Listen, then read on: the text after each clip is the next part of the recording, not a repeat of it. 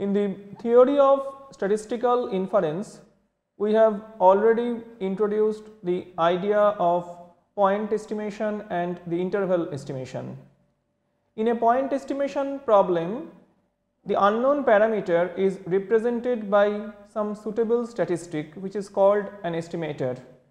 In case of interval estimation, the unknown parameter is to be included in an interval with a certain probability. Now we are going to introduce the idea of testing of hypothesis. First, we shall discuss some historical perspective of the testing of hypothesis. Then we introduce the basic terms in the theory of testing of hypothesis, the null hypothesis, the alternative hypothesis, the test of a hypothesis. Then we discuss the idea of a non-randomized test, and then the concept of a test statistic. Finally, we shall discuss the two types of errors that may occur in a testing problem. The ideas of power function and the power of a test are discussed in this connection.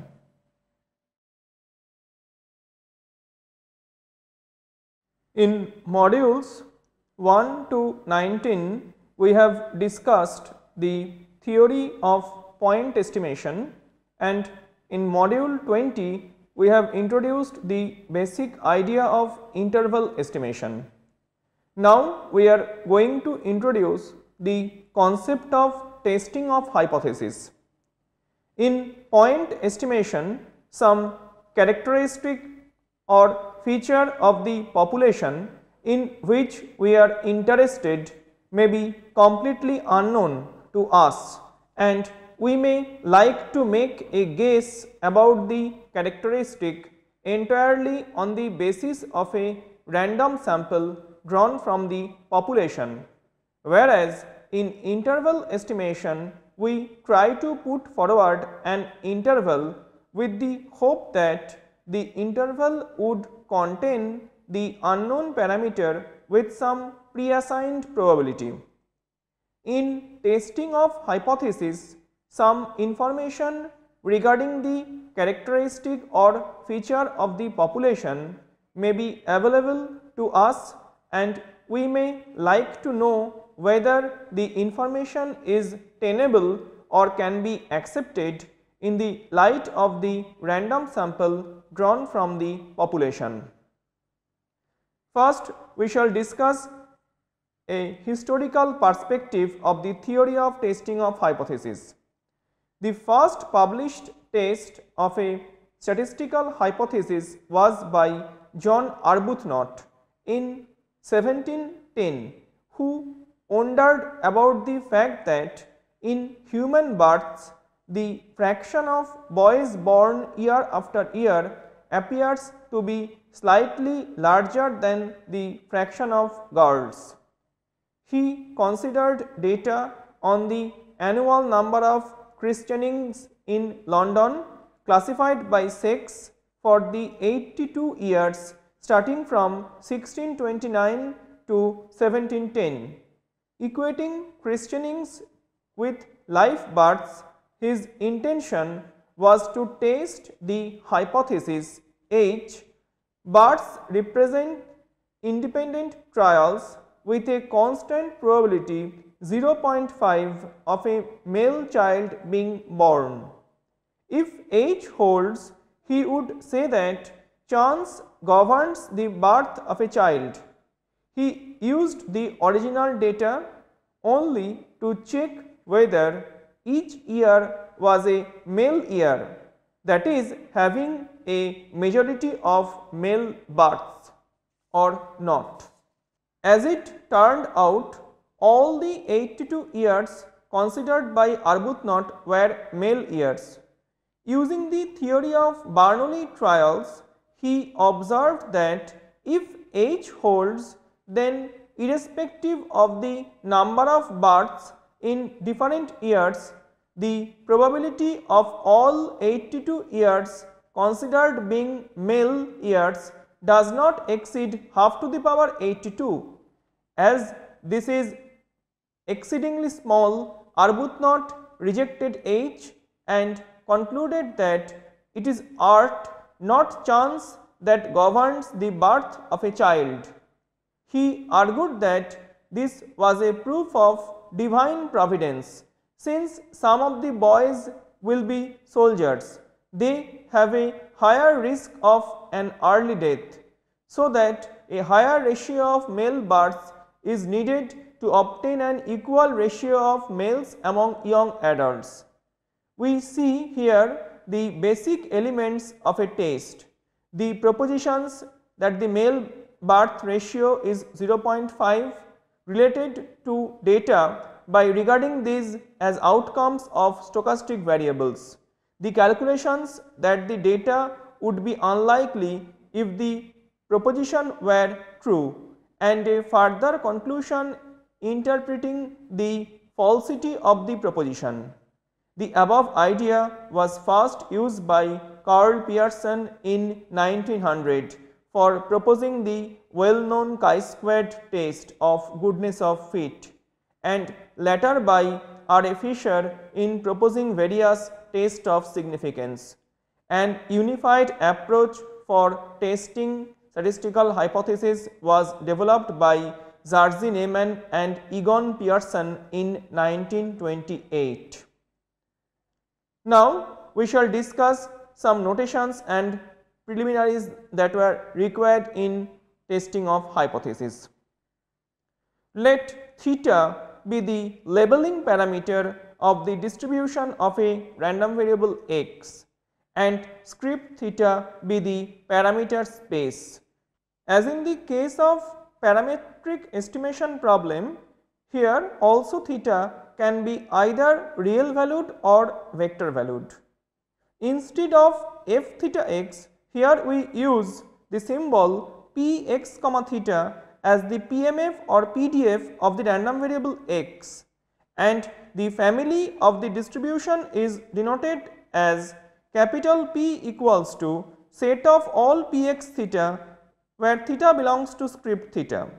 The objective here is to know whether px theta belongs to script ph, which is a subset of p, on the basis of x equals to small x. So, our conjecture is H, which is our null hypothesis. Whenever we fix H, we have a corresponding hypothesis called alternative hypothesis, often denoted by HA. Specifically, we write H to mean the null hypothesis that H colon px theta belongs to ph, which is equals to set of all px theta, theta belongs to script theta h, which is equivalent to H colon theta belongs to script theta h. On the other hand, HA is represented as HA colon px theta belongs to pha, which is the set of all px theta such that theta belongs to script theta ha, which is equivalent to Ha colon theta belongs to script theta ha.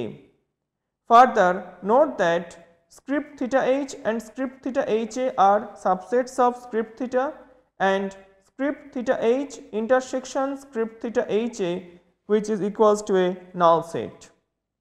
Depending on the nature of a hypothesis, we can classify it as a simple or a composite hypothesis. Now, we define a simple and composite hypothesis. A statistical hypothesis H is called simple if it completely specifies the distribution of the random variable x, otherwise it is called composite. If script theta h is a single point set, then H is simple, otherwise it is composite. Consider the following examples. Suppose x follows normal theta comma 1 and we want to test H colon theta equals to 0 against HA theta greater than 0. Then H is simple and HA is composite because the distribution of the random variable x is completely specified under H, but under HA we cannot completely specify the distribution of x. We consider another example.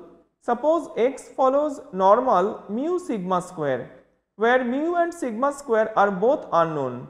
If we want to test H colon mu equals to 0 against HA mu greater than 0, then both H and HA are composite.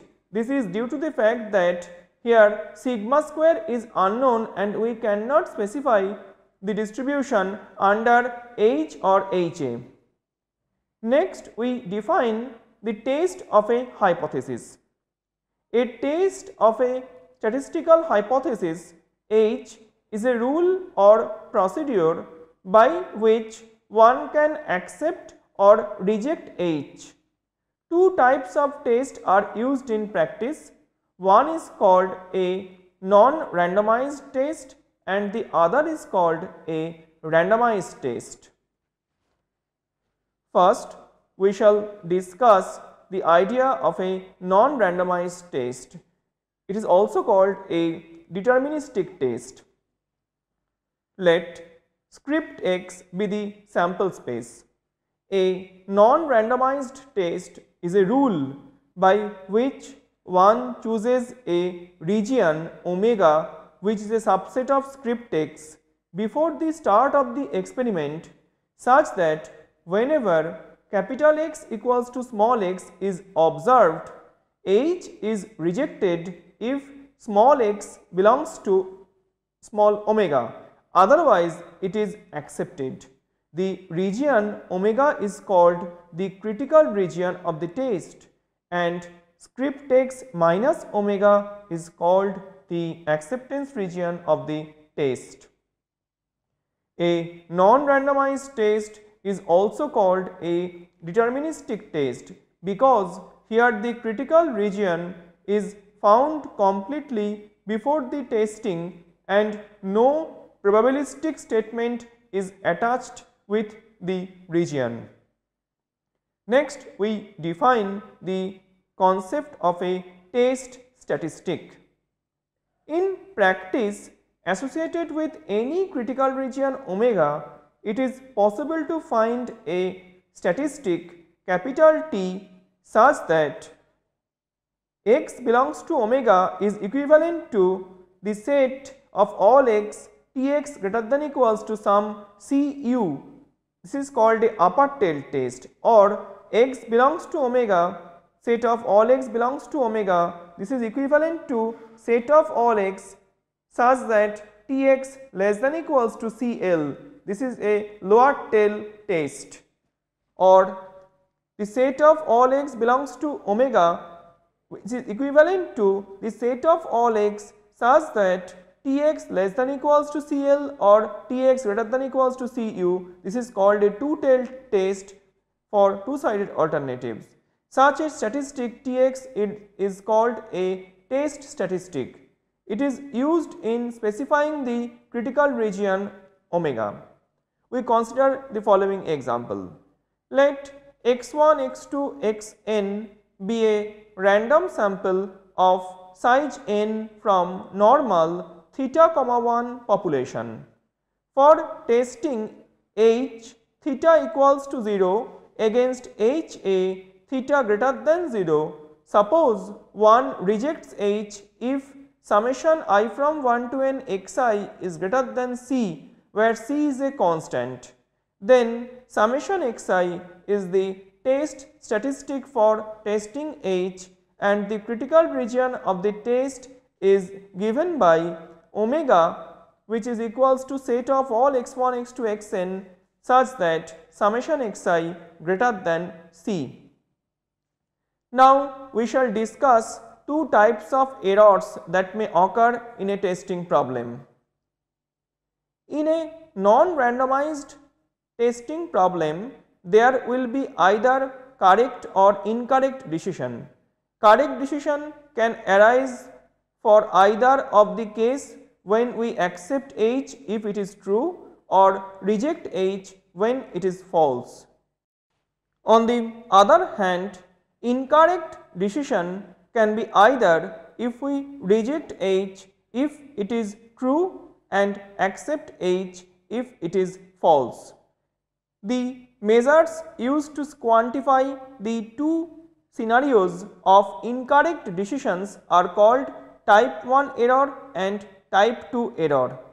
Type 1 error is the one if we reject H when it is true, while type 2 error is the one if we accept H when it is false. For example, in statistical quality control, type 1 error occurs when a lot of good quality is being rejected, and the type 2 error occurs when a lot of bad quality is being accepted. The two probabilities of two types of errors are as follows.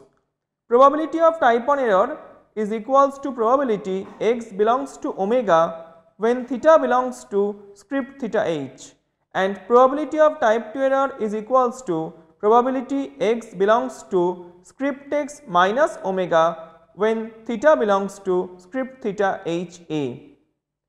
To study the behavior of the two error probabilities, let us define a function beta omega theta, which is equals to probability x belongs to omega under theta. The function defined by beta omega theta on script theta is called the power function of the test with critical region omega. Then we write probability of type 1 error is equals to beta omega theta where theta belongs to script theta h, and probability type 2 error is equals to 1 minus beta omega theta where theta belongs to script theta h a.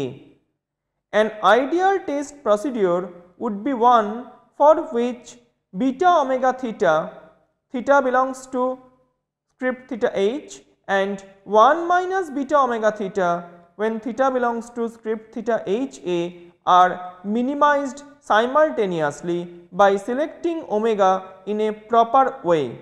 However, in the simplest problem where script theta h is equals to just a single point set theta naught and script theta h a is also a single point set theta 1, we cannot select omega such that both beta omega theta naught and 1 minus beta omega theta 1 are minimized simultaneously. This follows from the fact that beta omega theta naught can be reduced only by removing sample points from omega, that is shrinking omega, but this results in reducing beta omega theta 1, which increases 1 minus beta omega theta 1.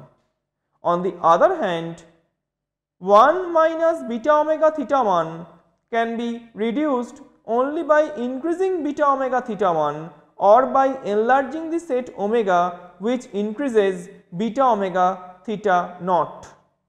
Now we consider the following example to clear this idea. Let x1, x2, xn be a random sample from normal theta, 1 population. To test h theta equals to theta naught against h a theta equals to theta 1, which is greater than theta naught, suppose one rejects h naught if x bar greater than c, where x bar denotes the sample mean. Then probability of error 1 is equals to probability under theta naught x bar greater than c, which is equals to 1 minus capital phi root n c minus theta naught, where capital phi denotes the CDF of a normal 0 1 variable. Also, probability of error 2 is equals to 1 minus probability under theta 1 x bar greater than c, which is equals to capital phi root n c minus theta 1. Now, if we want to reduce probability error 1, we have to increase c. As a result, probability error 2 will increase. Again, if we want to reduce probability of error 2, we have to reduce c. As a result, probability of error 1 will increase. Now, we define another concept which is called the power of a test. The quantity beta omega theta for theta belongs to script theta HA is called the power of the test omega at different theta. Thus, power of a test is equals to 1 minus probability of type 2 error. Now, we consider some examples. Let x follows binomial distribution with parameter 5, p. Suppose we want to test p equals to half against p equals to 3/4. We consider the critical region x greater than 3, that is, we reject h if x greater than 3. Now, the probability of error 1 is equals to probability x greater than 3 when x follows binomial 5, half. This is equals to summation over x from 4 to 5, 5cx into half to the power 5, which is equals to 3/16. Now, probability of error 2 is equals to probability x less than equals to 3 when x follows binomial 5, 3/4, which is equals to 1 minus summation over x from 4 to 5, 5cx 3/4 to the power x into 1/4 to the power 5 minus x, which is equals to 47/128. Therefore, the power of the test is equals to 1 minus 47/128, which is equals to 81/128. We consider another example. Let x follows exponential distribution with mean 1/theta. Therefore, the PDF of the x is f theta x equals to theta into e to the power minus theta x, x greater than 0, theta greater than 0. To test h, theta equals to 2 against HA, theta equals to 1, suppose we reject h if x greater than equals to 1. Then the probability of type 1 error is given by probability under h x greater than equals to 1, which is equals to integral 1 to infinity 2 into e to the power minus 2x dx, which is equals to 1/e square. And the probability of type 2 error is 1 minus probability under HA x greater than equals to 1, that is probability under HA x less than equals to 1, which is equals to integral 0 to 1 e to the power minus x dx, which is equals to 1 minus 1/e. Therefore, the power of the test is 1/e. We consider the last example. Let x1, x2, xn be a random sample from normal theta, 1 population. To test h, theta equals to theta naught against HA, theta equals to theta 1, which is greater than theta naught. Suppose one rejects h if x bar greater than theta naught plus tau alpha by root n, where tau alpha represents the upper 100 into alpha percent points of a normal 0-1 distribution. Now, the power function of the test is beta theta, which is equals to probability under theta x bar greater than theta naught plus tau alpha by root n, which is equals to 1 minus capital phi tau alpha plus root n into theta naught minus theta, which is an increasing function of theta. The power of the test at the point theta equal to theta 1 is given by beta theta 1. In this lecture, we have seen that the concept of testing of hypothesis was originated in the 16th century by John Arbuthnot, who used a testing problem for testing the probability of a male birth is half or not. In the present lecture, we have seen that for testing a null hypothesis, first we shall define the null hypothesis and the alternative hypothesis very clearly. Then we have to use a test for performing the hypothesis, and we have seen that there are two types of errors that occur in a testing problem. An interesting fact that we have observed that we can't minimize the error probabilities simultaneously.